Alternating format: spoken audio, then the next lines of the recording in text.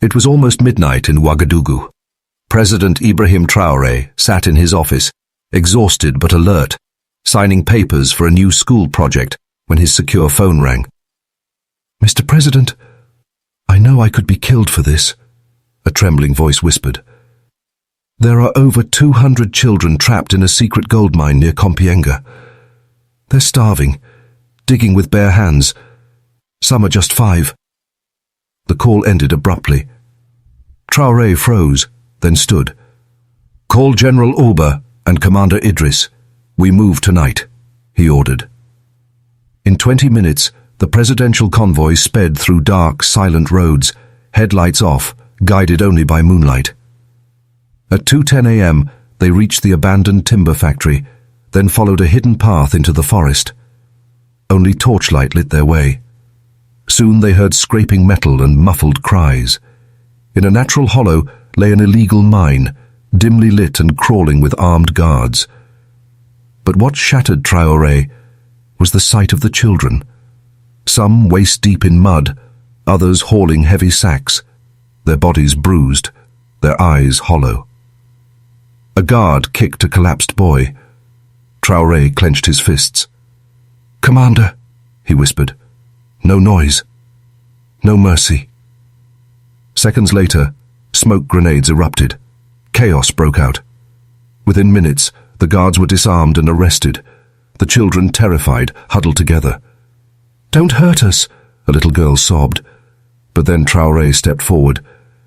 "My name is Ibrahim Traoré. I'm your president, and I've come to take you home." Silence. A boy whispered, "Are you really him?" "Yes," Traoré nodded. "And you are free now." A boy wept. "They told us no one cared." Traoré knelt, held his hand. "They lied. You matter. You will live. You will become great." Children fainted from exhaustion. Doctors rushed in with food, medicine, blankets. Wounds were treated, stomachs filled.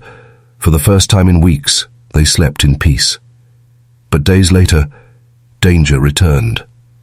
Men posing as foreign reporters arrived with toys and candy. They were frauds, sent by the powerful criminals behind the mine. Some bribed guards let them in. They whispered lies to the children. "The man who rescued you is not the president. He's another mine boss. You're still slaves." Confused and scared, the children were tricked into recording false videos. "He lied to us," they cried on camera. The videos spread like wildfire. International media exploded in outrage. Inside the palace, Traoré watched in disbelief. "They've turned my own children against me," he said, voice shaking. "This is not a bullet. It's a bullet of lies." That night, he secretly returned to the shelter alone. When the children saw him, they stepped back. "You came back?" a girl asked. "Yes," he said softly, "but I'm not angry. Just tell me the truth." One boy stepped forward. "They said you were using us again. They promised freedom if we said it on video." Another added, "They gave us sweets. We thought it was true." Traoré knelt again. "Listen, I am your president. You are not tools. You are not slaves. You are my children. And I will protect you, no matter what the world says." A new press conference was held. This time, real journalists. Real truth. One by one, the children came forward. "We were tricked," a boy said. "But this man, he saved us." Then Traoré stepped up. "My wealth is not in gold, it's in them. They are Burkina Faso's future, and those who lied, who enslaved them, we are coming for you." Cheers erupted. But it wasn't over. The masterminds were still free. Then a twist. One insider named Roland came forward. "I know everything," he confessed. "Names, locations, documents."